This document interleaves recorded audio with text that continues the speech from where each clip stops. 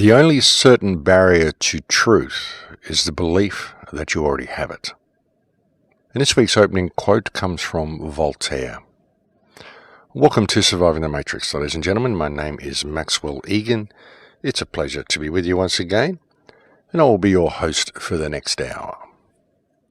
What if everything we ever thought to be true turned out to be a lie? And what if this world and everything we think about reality turned out to be very different to what we believe it to be?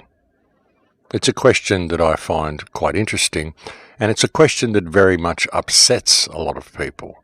It's a question that I asked last week, and well, I certainly seem to have ruffled a few feathers with last week's radio show, ladies and gentlemen. I guess that's what happens when you think just that little bit too far outside the box for some people. Very interesting, the responses that you get. I find it fascinating how polarized the responses are. It's either the greatest thing people have ever seen or the biggest pile of rubbish they've ever listened to. Quite interesting how people tend to be so polarized in the way they approach things. But as I've said before, each show that I come on and do here is simply a random thought flow. I simply go wherever my thoughts are leading me, and I vocalize it as I'm doing it, and I invite you along to share the journey.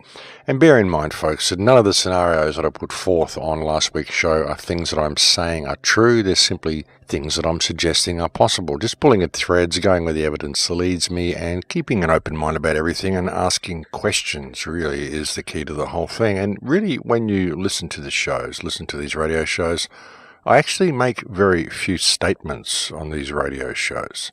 I mean, I just made one then, but when you really take the statements that I make in context and put them in the larger dialogue, you find that what I really spend my time doing on these radio shows is asking questions and encouraging other people to ask questions as well. It's just the approach that I have. And I'm not afraid to ask the weird questions as well. I'm not afraid to think outside the box and to ask some very strange things sometimes. Well, things that may appear strange to the listener anyway. But that's just the way I prefer to approach things. I mean, you never teach anybody anything by attempting to convince them of the truth in what you believe you know to be true. You teach them by encouraging them to ask the questions and think for themselves in the first place. And that's very much what I attempt to do with these shows. Just look at the situation that we're in and not be afraid to ask the so-called weird questions, and to just look at things objectively and keep an open mind in what you're researching.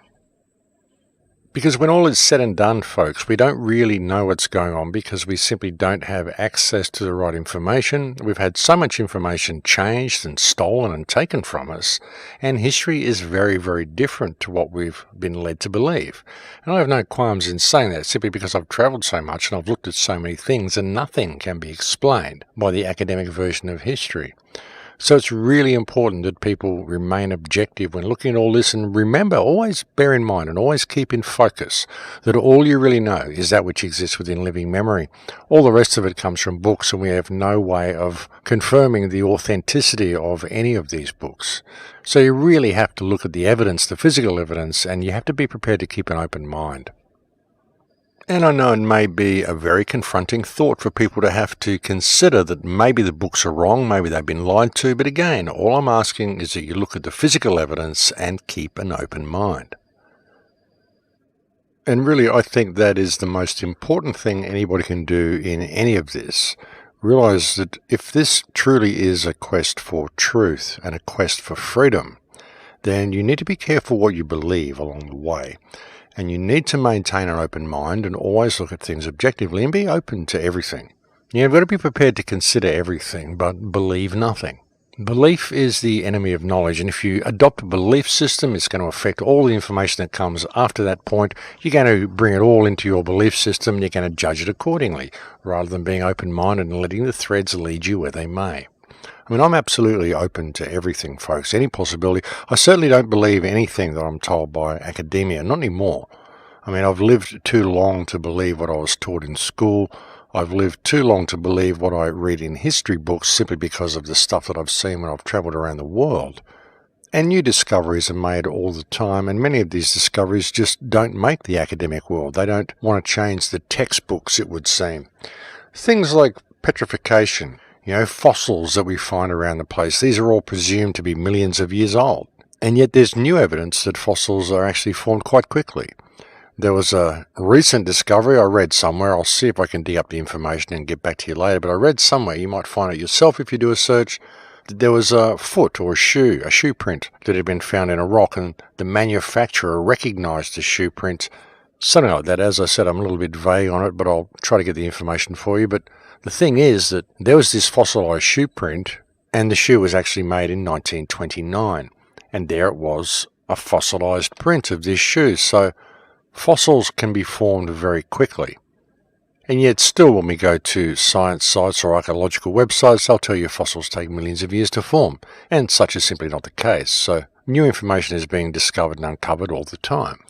And this is certainly the case in regard to our history, ladies and gentlemen. In regard to our history, in regard to monuments and relics and just stuff from the past lying all over the earth.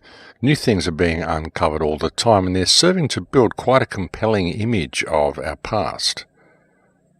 As I've been alluding to, what it's all been leading towards is the fact that there was this worldwide civilization that existed not too long ago.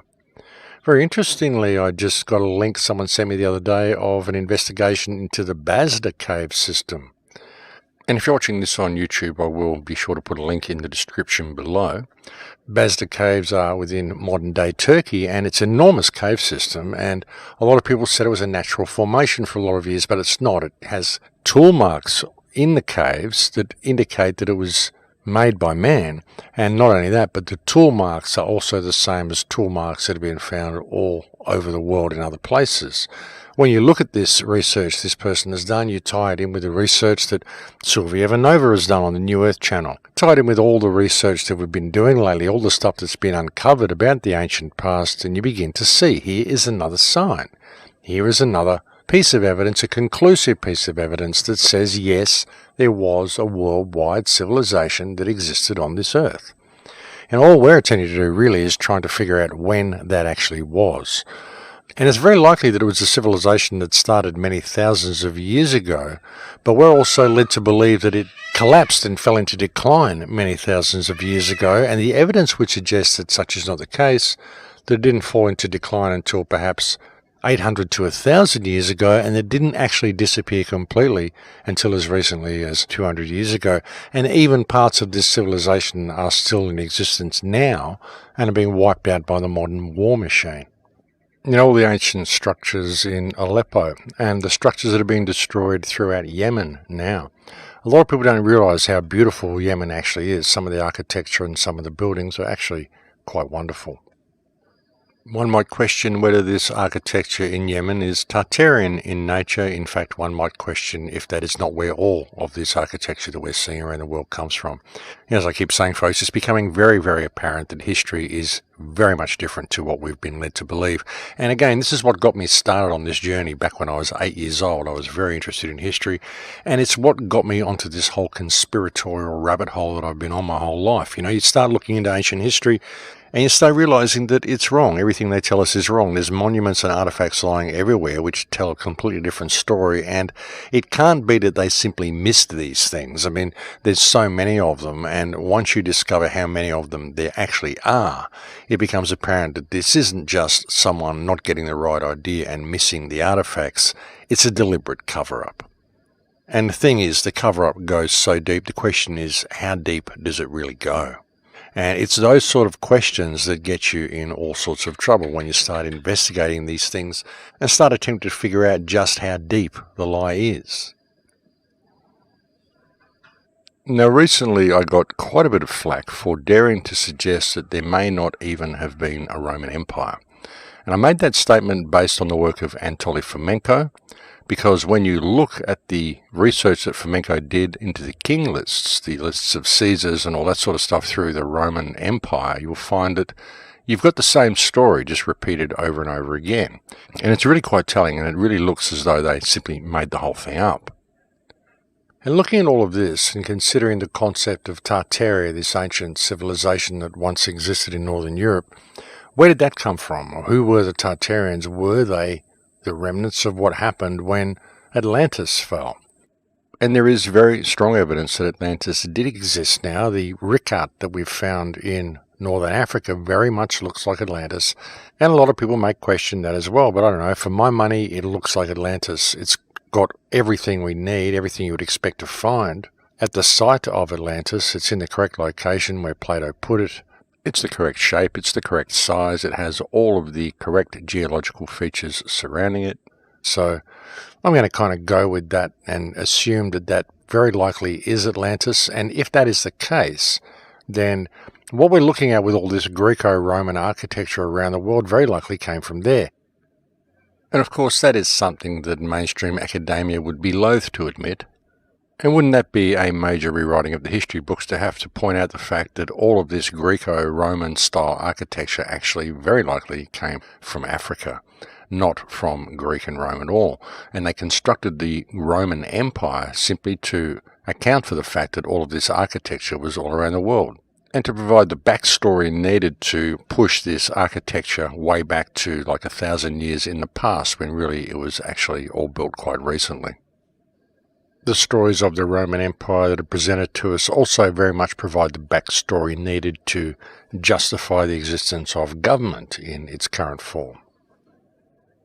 And also the evidence that I discussed recently of ancient technology, free energy devices, the fact that it seems that free energy was very readily available a few short years ago, well, at least a couple of centuries ago anyway. And I don't know about you, but I find all of this stuff incredibly interesting and intriguing, looking into the concept of ancient technology, and technology that's very different from the technology we use now, such as sound frequency technology. I've seen a lot of reports recently talking about the organs, the old pipe organs, and what these were really used for, whether they are in fact instruments that were used to create sound frequency that was used for healing.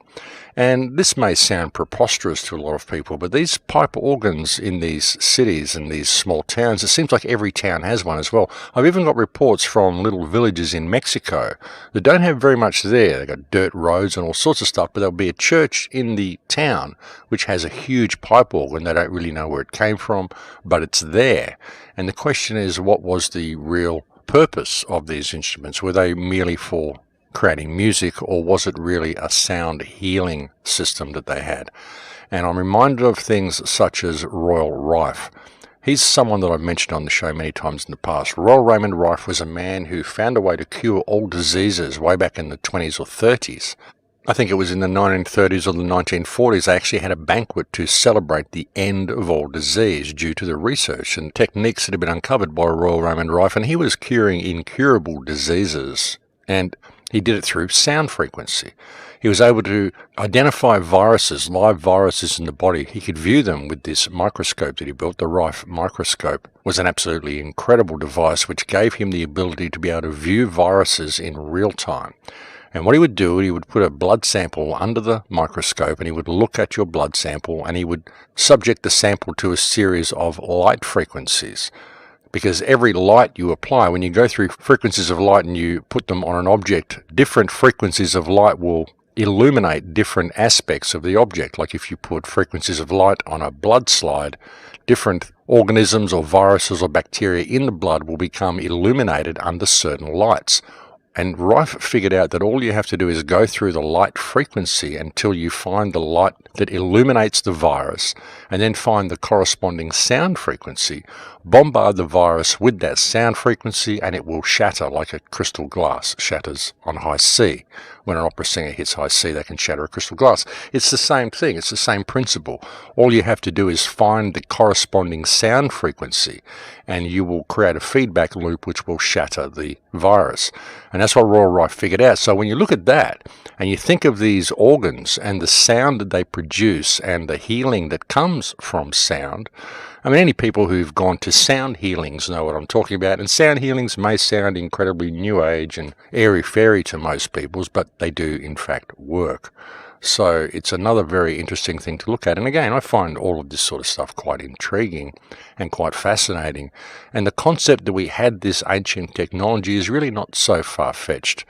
And when you think about it and you really consider the possibility that this technology has been stolen from us, it really does provide a whole new perspective to look at things from. And you think about these huge pipe organs in these churches, folks. Who built these things? I mean, these things are amazing, the construction of them. Some of them are absolutely huge. Who figured out the frequencies and who got it all that perfect? Who tuned it? And imagine the sound field that it would set up if you went through the entire keyboard and you created that level of sound. I mean, these things are incredibly loud. You could literally cover the entire village in a sound frequency. What if people went to these church buildings and they actually sat in the organ music, and the organ music healed them of all of the bacteria in their body every week when they went to these churches? Perhaps the churches were not places of worship, perhaps they were places of healing. Just a thought. And again, it may be a preposterous thought for a lot of people, but again, look at the detail of these organs. Look at the detail that went into the construction of them, the meticulous workmanship of them. Look at the detail that went into the construction of a lot of these buildings.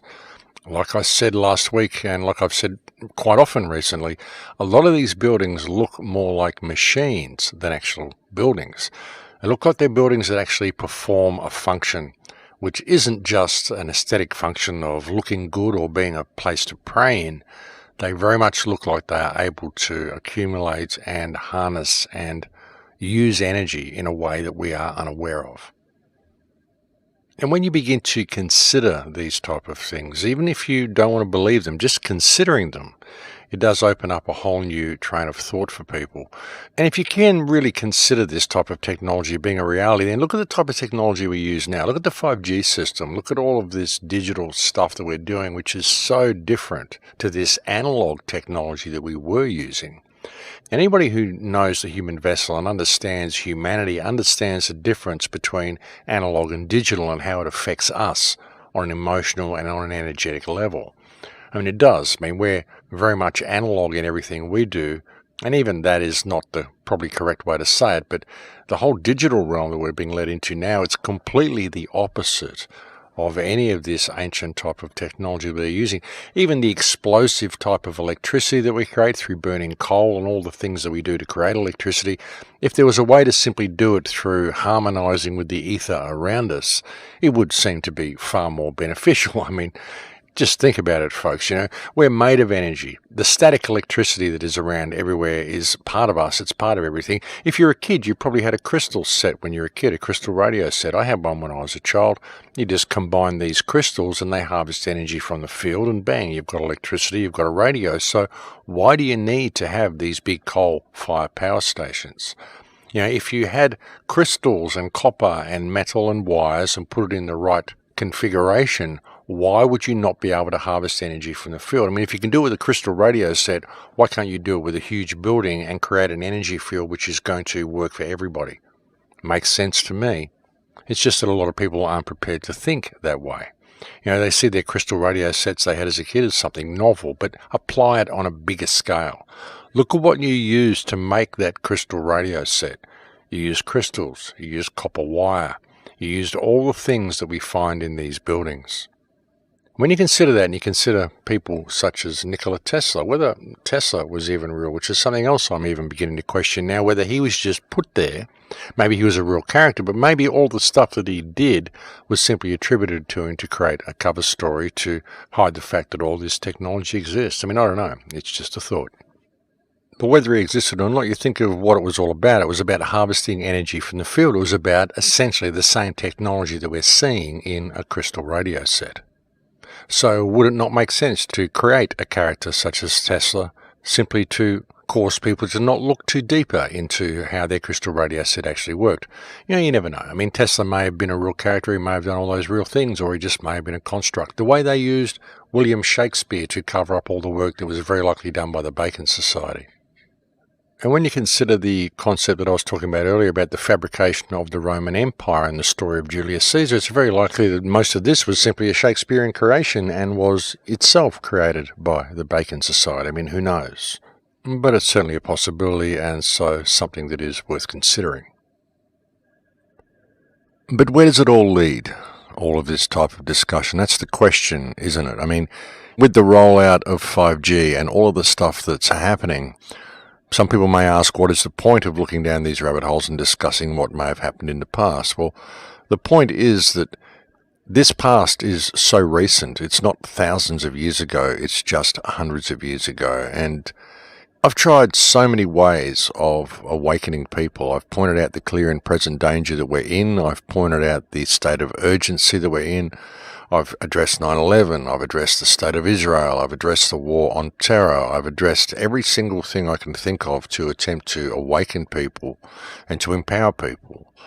And the concept that we had free energy as little as 150 to 200 years ago and we lived in a completely different society, I find incredibly empowering. And if people can grasp this concept and see how recently it really was, that we were very likely in much freer societies than we are now, it may inspire them to want to get back to that. We've got remnants of this culture still here all over the earth. These big copper-top buildings, these big churches, these spires, all these things that we can't build now. Even the pipe organs that I was talking about before. You go and find someone who can go and build one of these pipe organs for you. See if you can find someone. See if you can find a church that's even using one of these pipe organs now. Most churches, they may have a pipe organ in there, but it's rarely used. And if it is used, it's just used to play hymns. You think they would really go to all the trouble of constructing an organ of this size and shape and magnitude of some of the ones that you see in these old churches and just use them for playing tunes behind hymns on Sundays? Do you really think they would go to all that effort just to do that? It seems pretty incongruous to me. But I don't know, I find all of this type of information really empowering. Perhaps it will inspire people to actually shake the sleep from their eyes, because that's really what it's like. It's like people are walking around in a daze. All of this technology exists all around them. All of this old world, a lot of the old world still exists all around them, but they're simply not seeing it because they can't see outside of the social construct that they have in their minds. They can't see beyond the history that they've been told, the history they've been taught, the world that they've been indoctrinated into believing is real. But it's there, folks. All of this technology is there, and all of the evidence to support the fact that there was this worldwide culture is there. It's all right in front of everybody's face, hidden in plain sight, as they say. We just build stuff around it and we make it blend in with the new stuff, and it looks like it kind of belongs there, but it was just built by those guys back in the past who did things so great and did things so wonderfully. And we always do this. We admire the skills of the past, and yet at the same time we're told that we're living in a society which is progressing and we're doing things much better now than what we used to do. But have a look at some of this stuff from the past. We don't construct anything anywhere near anything like anything that even comes close to some of the structures that they built back then. So if we're in a society that's progressing forward and getting more and more skilled and more advanced as we go, how come everything is degrading so badly around us? All of our constructs are degrading. Everything we build is substandard, and it gets more and more substandard as we go along. Why is that? And of course, you could look at that and say, well, it's the result of the economic model. It's the result of scarcity. It's the result of needing to maximize profits and minimize expense in creating the products. And so it's all due to the corporate system. But really, when you even look at that, it means that the corporate system is designed to remove people of their life skills and designed to cheapen everything and create a throwaway society so that society itself can be eventually thrown away. How is this progress? How is this anything that is benefiting humankind? That's the thing. A lot of people, when they look at society, they just view it economically. They don't view it from a human perspective. But our society should be there to support life. That should be first and foremost the absolute mandate of anything that we construct to have people living in. Any cities should be designed to support life. We don't need cities that are designed the way they are, that are designed to run economically and that are based on profit. Medical systems that are based on profit, energy systems that are based on profit. Everything is based on profit. It's this introduction of money and thus scarcity over the human experience which creates all of this substandard culture that we've got, all these substandard products. It removes us of everything that it means to be human by imposing this economic model over people. That's what it's been for. That's what it's been designed to do. And that's why we can never escape this system until we put all of that thinking down. It doesn't matter what Trump's going to do. It doesn't matter what any president or any politician is going to do. If people still think economically, if people still think that this society is normal, that it should function this way, that we need to do the things that we're doing, then there's no hope for us. If we're going to continue to support these cities that we live in, which are designed to separate people and to make them completely dependent upon the system. You can't grow your own food. You can't ever survive on your own in a city. It's a jungle, and it's designed to be that way, both physically and mentally. Everything about the cities is jungle mentality. Survival of the fittest, only the things that you need for you to survive are not there. Unless you can exploit someone else and get the paper you need to pay to be alive to go and buy these things from some establishment, there's nothing there in your environment that you can actually use to create a life for yourself. It's all economically based. It's simply not the natural habitat of humans. Humans shouldn't be living in these cities. They don't serve us in any way, shape or form. And if you look at the way cities were constructed back in the past cultures, they very much seem to be designed in a way that would serve the people and that would benefit the people, even possibly heal the people, as we've just been previously discussing. Now you look at all this stuff and you see just what we had and just what we are capable of doing. And I don't know, I find it incredibly empowering to think about this. And I find it inspiring, I find it healing. Even the last week's show when I spoke about the foundlings and the foundling trains and all that sort of stuff, thinking about that and talking about that, I could feel the pain of the children, and I found it healing. I found it cleansing. Just to bring that information to light, I found it good for the soul to discuss it, to acknowledge it. I felt in some way that I was bringing some freedom to the souls of those children. Maybe that's just me, maybe I'm just a little bit out there, but I think it's empowering to look at this information. I think it's inspiring, and I think this type of information may be something that will wake people up. So that's why I've been pursuing this line of thought a little bit lately. But anyway, we have reached break time here, folks, so I better leave it there and we'll go and have a break. Thank you for joining me on the air today. It's always a pleasure to have your company. I'll be back to speak to you again in a few minutes.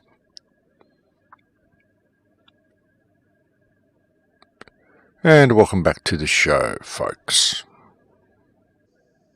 As I've said many times before on this radio show, even looking at all this information and all of the stuff that we've got coming to us, ultimately what we're facing here is a spiritual battle.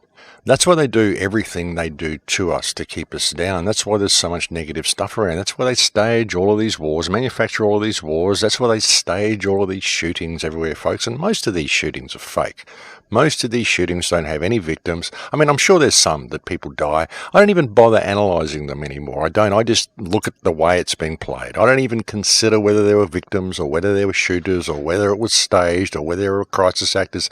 I'm just not interested in how they did it. It's the fact that the event happened and the fact of how it's going to be used, how it's going to be played, what is going to be the result of this event.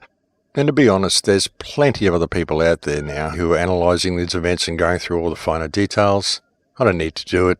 I just take it as a given that they're all staged. Whether there were victims or not, I don't know. Like I said, I don't even bother going into it anymore. It doesn't interest me.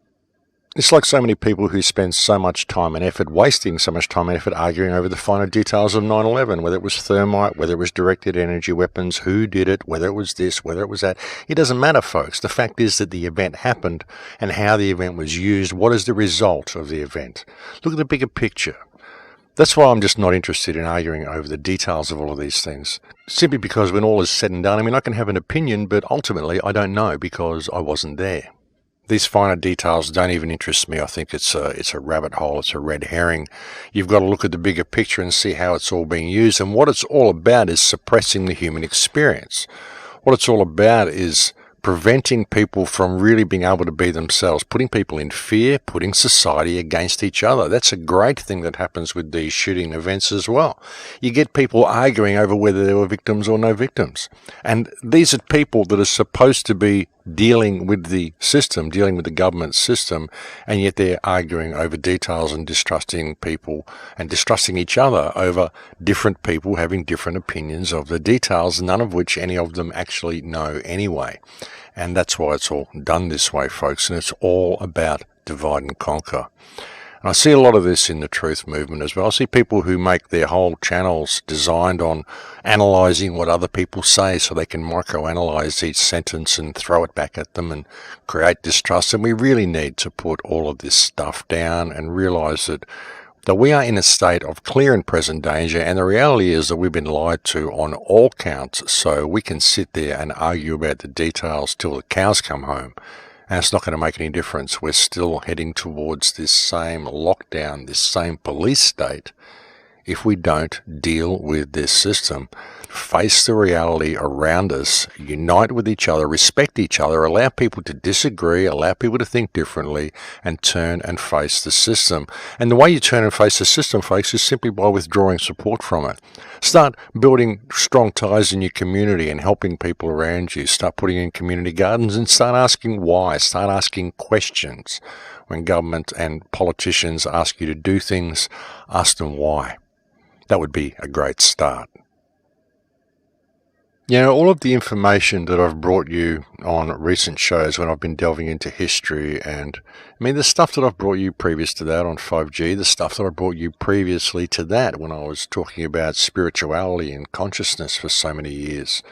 You know, when you combine all of this together, folks, I mean, what if we did combine all of this knowledge together and apply it to the reality that we live in? I mean, really, if we were to do that, we could change the world very, very quickly. You know, what if we were to question authority? What if we were to really discover the power that exists within ourselves? What if we were to see the futility and the stupidity of indulging in these parasitic social systems that we're now indulging ourselves in? And that's the thing. I mean, I think many people are seeing the stupidity of these systems. They're looking around them and saying, my God, what am I swimming in? But then they don't really know what to do about it. And it's really a very sad and pitiful state we find the human race in.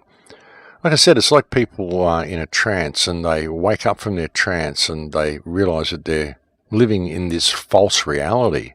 And it becomes very uncomfortable for them. A lot of people don't know what to do about it and they can't see the way out. And that's something that really does disturb me, even with bringing these radio shows to people. Sometimes I wonder whether it's a good idea to be waking people up to their surroundings because of the reaction it may have in them. It's like Neo in the Matrix when they say that there are certain people past a certain age, we don't wake these people up because they simply can't handle the truth.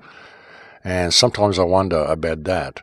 But again, with these radio shows, what I do is simply follow the thought processes that I'm having. You know, I'm not making claims and I'm not making statements. I'm often speculating. I'm giving you my opinion. I'm giving you my perspective on the information that I've had. And some of the information may seem quite strange and esoteric to people. It may seem like I'm going off on tangents that are irrelevant. I've had a lot of criticism over the last show for even talking about the mud flood, even considering the mud flood to be a possibility. And frankly, folks, all I'm doing is looking at physical evidence. I suggested that the mud flood may have happened around about 1840. I'm just simply looking at physical evidence. It may have been before that. It may have been around the 1600s. A lot of people think it may have been around then. But I'm just looking at it and thinking, well, this is a possibility. And if you can factor in the possibility of this happening, well, it does actually fit with other things. I mean, you can't just ignore it and say, oh, that's an impossibility because if it was real, then it would be in history books, it would be in textbooks, it would be in the strata, it would be here.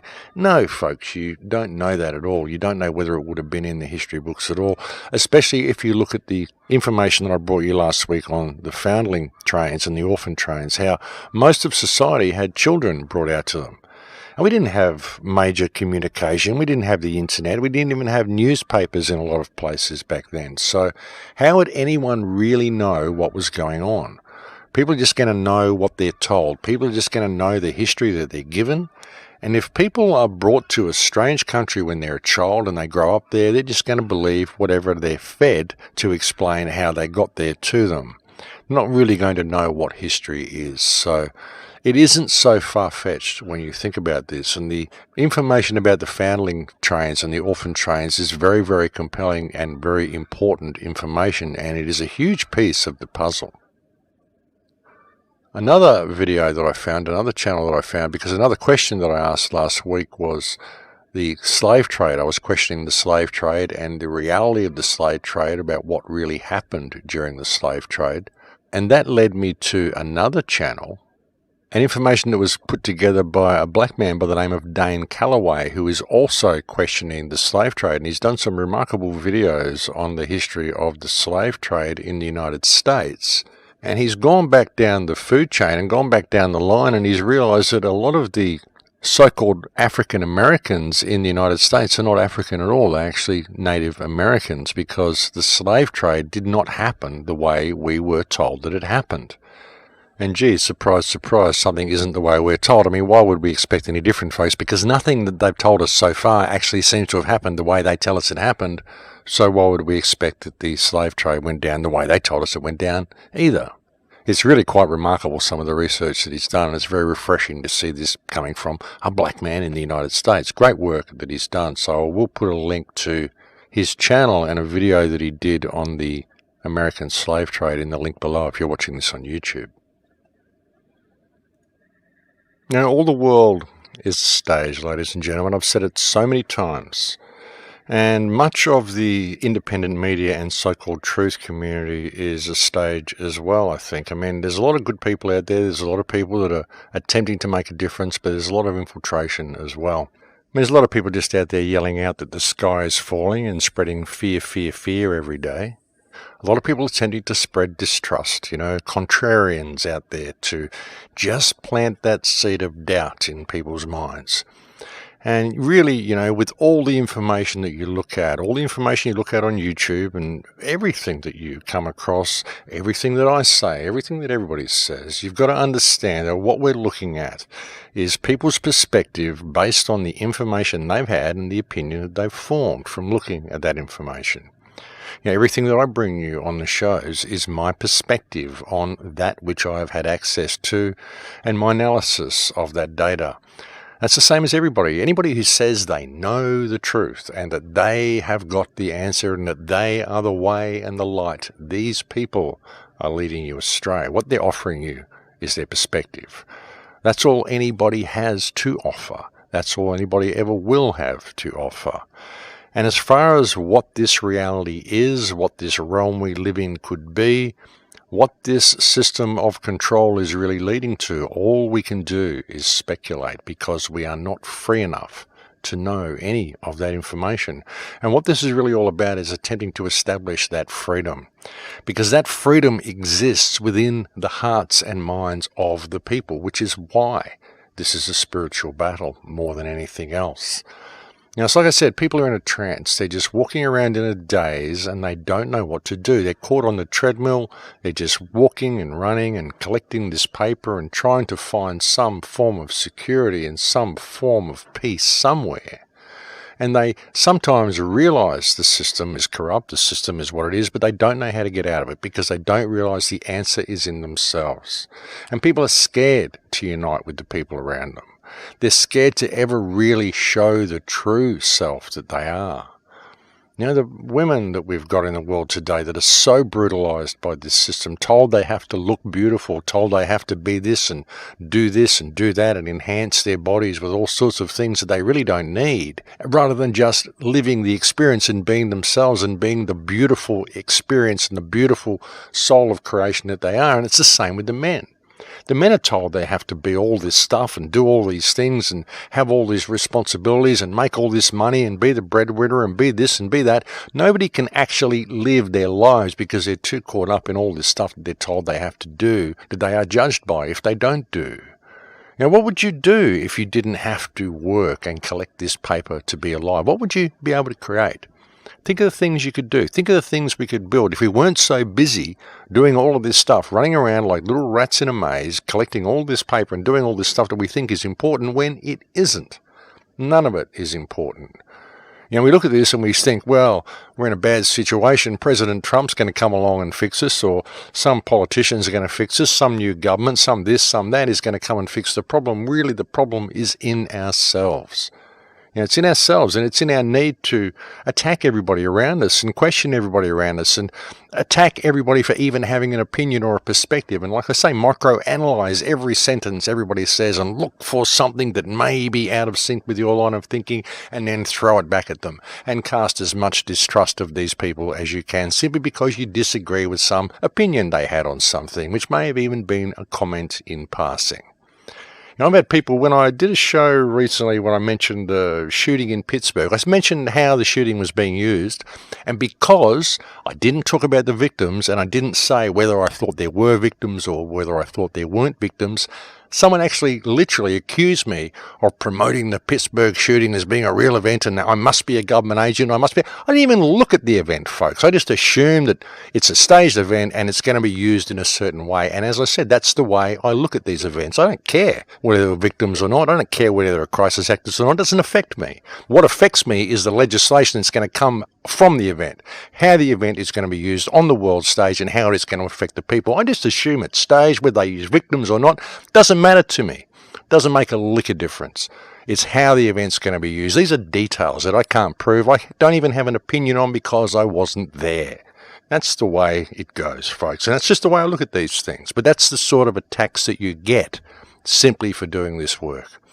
And if you're someone out there who's going to become an activist, and you're someone out there who has got a new YouTube channel, or you're someone out there who's making clips, or you're speaking out and you're attempting to make a difference, beware of how much flack you're going to get from the people that you're attempting to help during the process. And the more people you reach, the louder your voice becomes, the more people who resonate with your message and who hear your message, and the more your voice spreads, the more you are going to get hacked down, the more you are going to get attacked, the more every single word you say will be microanalyzed and thrown back at you, and the more they will attempt to silence you.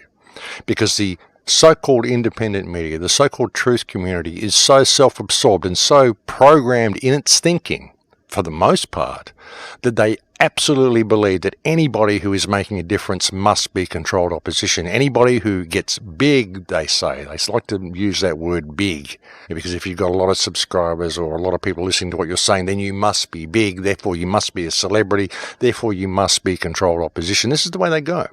You start off with a small channel, just saying a few things, but if you say something good, if you say something important, it will resonate with people, and a lot of people will listen to you. And as soon as a lot of people are listening to you, you will get accused of being controlled opposition, because that's the programming that people are subject to. People believe that all opposition must be controlled because one of these people wrote that down one time. They said, hey, we will lead all opposition against us. And that's all it took. They just had to make that statement, and that program suddenly got put in everybody's minds so that they will follow the underdog until the underdog begins to make a difference, and then they will accuse him of being the enemy and attempt to silence him. And people will do this to stop their own resistance and drive a wedge in their own resistance. It's their own programming, and they will do what they can to make a difference. And as soon as they are making a difference, they'll find fault with it and attempt to hack it down. We are destroying our own resistance with our own infighting. And that's the way it's been, and that's the program that people are running. And if people could just step back and see that, it would make a huge difference to everything, folks. I've been saying on these radio shows for 10 years now, agree to disagree. Allow people to have different opinions.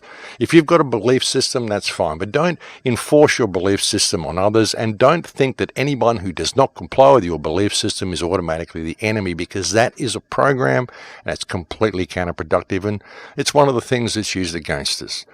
Divide and conquer is the motto, folks, and it is used against us every day, every moment of every day, in almost every aspect of our lives. And it's extremely important that people see this and they see just how much they are being played. We're at a time here, folks, we're at a time where we could really establish freedom. So much information is coming out. So many possibilities are there now. And you've got so many people now looking into ancient history. So many people are confirming that this lost culture was there and that it was a recent culture. Sure, it may have gone back thousands of years, like I said, but it came up to quite recently. It still was here quite recently. It wasn't destroyed thousands of years ago, and we didn't build up through the Roman Empire, through the Dark Ages and all the stuff that we're fed. It just doesn't make sense. None of that story makes sense. I mean, they can make it make sense if they leave lots of stuff out, but we all know how much stuff the Smithsonian Institute has dumped off the coast. We know how many artifacts are hidden. We know how many places we're not allowed to go. We know all sorts of things are hidden from us. And why aren't we ever able to look at the chamber beneath the Sphinx? Oh, we know it's there, but we can't open it to the public because of this, because of that. Why not? It's all us. We're just people here. Who gives you the right to control the flow of knowledge? Who gives the Vatican the right to secret all that information and control the flow of knowledge? Who gives anybody the right to do anything that they're doing, folks? And, we sit here on the outside and we try to microanalyze anything, but we really don't have a clue. What we've got to do is realize that we don't have a clue and realize that we've been lied to on every single count that you can think of. Just about everything, folks. Just about everything is a crock. It really is. Everything we've been told about this system, everything we've been told about this political stuff, everything about these wars, the reason for these wars, everything. All of it is manufactured. All of it is an illusion. This is the matrix itself. It's the belief that people have on what this world is and how the world is run around them. And the whole thing is a charade. All the world is a stage, ladies and gentlemen, and we have really been played on so many levels. And like I say, this is an important time because right now people are seeing it. There's so many people questioning things now. There's so many people questioning history now. At least people are prepared to question history. And even if I've made a lot of mistakes with what I've said about history, it doesn't matter. It's the fact that I'm asking the questions. That's the whole thing. That's what's wrong with the world. That's what makes the matrix so easy to perpetuate, the fact that people don't ask questions anymore. People just comply. They just believe what they're told. They just take it all at face value and they go with the flow. But why? Why not ask questions? Why not look at things from your own eyes and look at them physically and ask the questions and see what makes sense to yourself rather than simply going for whatever you're told happened, rather than simply going for what you're told to believe. Look at what things are telling you themselves and form your own opinions. We have an incredible potential. The human mind is absolutely amazing. And if we were left to our own devices, if we didn't have to work all the time and do all this stuff, imagine what we could create. Really, folks, it's through the roof, the potential that we have with this species. And with all of the construct and all of the matrix and all of the control that we're under, I think even through it all, even through all the fluoride and the food toxins and the television and everything they've done to keep us down, we're waking up anyway. And more people are waking up, and that's a good sign. That's got to be very encouraging for everybody. In fact, that is why they are going to such an effort to lock things down, simply because people are waking up to such an incredible degree. And to me, well, that's a very positive thing. Even with all the infighting and all the accusations and all the stuff that happens, it's still a very positive thing. But like I was saying, folks, if you are a new activist, if you are a new creator on YouTube, if you are someone who's just developing your voice and you are speaking out, just remember that you're going to have pretty thick skin to do this work, and just be prepared for the amount of flack that you get, because the louder your voice becomes, the more people are going to attempt to silence you. But just stay true to your heart. Stay true to your heart and always maintain your focus on the bigger picture, and I'm sure you'll be fine.